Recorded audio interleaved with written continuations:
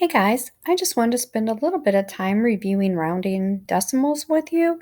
Seemed when I was going over the homework that there might be some confusion still, so I just wanted to clarify a few things with you. First of all, over here in the note section, and I would like you to write this down in your notes, that when rounding, look to the right of the digit you are rounding. So we're looking to the right. If that is greater than 5. So I'm just going to put if it's 5 or more, raise the score. There's not really a score. It's not a game, but just that kind of rhyme helps us to know that we're going to put our digit up by 1. If it's 4 or less, let it rest. So that's just kind of a little rhyme to help you remember that when we're working with rounding, we look to the number to the right of the digit we're rounding. And then we're going to use this little rhyme to help us know if it's 5 or more, we bump it up 1. If it's 4 or less, we let it rest. The great thing about rounding decimals is we forget about everything to the right of what we're rounding, which means we're going to put it at 0 or just pretend it's not there. So we'll move the digits to the right of the rounded number. And let me show you what that means. So keep these notes in mind. Hopefully you're writing them in your notebook. You can pause the video at any time to do that. All right, so let's take a look over at what we are looking at here. It says we're rounding to the nearest whole number. Now our whole number is this 6 right here. And if you're confused on the numbers, the place value, or anything like that, be sure that you look at your place value chart to help you. All right, so what I said over here when we first started was that when we're rounding, we look to the right of the digit we're rounding. We're rounding the whole number. In this case, our whole number is a 6. So the number to the right of that is this 8 right here. And then I'm going to go back to my poem, or little rhyme. It's not a poem, but to my rhyme over here, and it says 5 or more, raise the score. 4 or less, let it rest. Well, my 8 is the number to the right of my whole number 6. 8 is higher than 5, which means I need to raise the score of the 6 by 1, and I'm going to remove all of the digits to the right of the rounded number. So 56 and 89 hundredths will round to 57. If we think of this in terms of money, think about if something costs $56.89. I might think to myself, oh, well, that's almost $57. That's what rounding is. It's just deciding if something is closer to one value or another. In this case, 56 and 89 hundredths is closer to 57. So I'm just going to round it to 57. Let's do another one together. The whole number is 8. Oops, I don't know why I made that so big. And the number to the right is a 2 because remember, we'll go to the right of the digit we're rounding. 8 is the number I'm rounding, but the number to the right of that is a 2. Since 2 is less than 4, I know that I'm just going to let it rest. So my 38 and 25 hundredths just becomes 38 as a whole number. Okay, let's just do this final one together. 0 is my whole number, and 6 is my number to the right of it. So I'm going to look at the 6. The 6 is higher than 5, which tells me I have to raise the score. So 50 and 67 hundredths becomes 51. Okay, so let's just think in terms of money. If I'm shopping and my bill comes to $50.67, I will give the cashier $51 because it's easier than counting out all that change. I will get some change back, but $50.67 rounds to 51. Now there are more problems on this page, so I really would like for you to work those out in your notebook, and I want you to let me know either during help sessions or by email if you have questions about that. All right, let's go to the next page. In this case, we are rounding to the nearest tenth. I'm going to change colors here so we can see it a little bit better. But even though we're going with a tenth, which is a decimal, not a whole number, we are still using this little rhyming pattern over here. We are still going to look to the right of the digit we're rounding. And if it's 5 or more, we raise the score by 1. If it's 4 or less, we let it rest. All right. And again, you might need your place value chart to help you.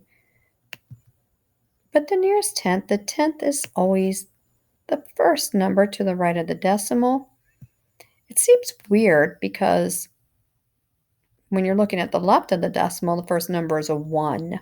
But when we're looking to the right in the decimal portion, it's a tenth. And I guess it's kind of good that it's not a 1 because a one is kind of hard to say, and there is no such thing. All right, so when we are looking, I think I wrote a little too much there, made it hard to see, but I'm rounding this 6 right here.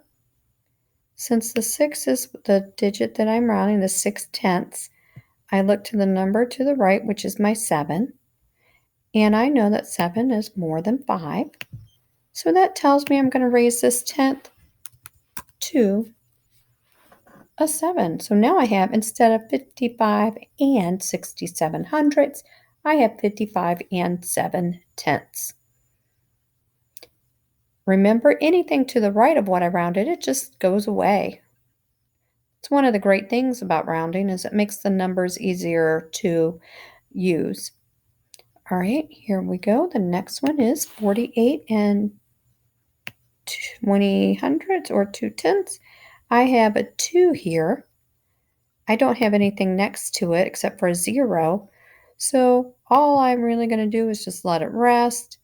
And I'm just going to forget about that little 0 after it because I've rounded to my nearest tenth. Do one more on this page. The 2 is my, oh, sorry. The 8 is my tenth. I don't know why I was getting ready to circle that 2. Good thing you're watching. You would let me know, wouldn't you? All right, 8 tenths. I have this 8 in the hundred spot, so this number right here is greater than 5, which means that I need to round my tenth up to a 9. Remember, 5 or more, raise the score. We raise it by 1. I don't know why I keep trying to change that whole value over there, but my 32 and 88 hundredths becomes 32 and 9 tenths. All right, just like the other page, there are more on here for you to practice with. If you need help, please let me know. I would like you to practice that and show me how you did, if you need help or if you're doing well. All right, I do want to go down to this word problem with you. Sometimes word problems can throw us off, but I don't want you to be thrown off at all, so let's just kind of go through it. Peter ran 2 and 63 hundredths of a mile. We want to round this to the nearest mile. Well, the 63 hundredths, this decimal portion, is not a whole mile. They want to know the whole mile. So we're going to get rid of the decimal or the portion that he ran. That means we're going to need to look at the 2. When I look at the 2, I look to the right. That's what we talked about. And to the right is a 6. Since that's higher than 5, I'm going to need to move that 2 up to a 3. Because if Peter ran 2 and 63 hundredths of a mile, he was very, very close to running 3 miles. Now let's check on Alice down here. Alice ran 1 2400ths of a mile. 1 is our whole number. This is the mileage I want to look at, or that I'm rounding. I always look 1 over to the right, which is my 2 right here.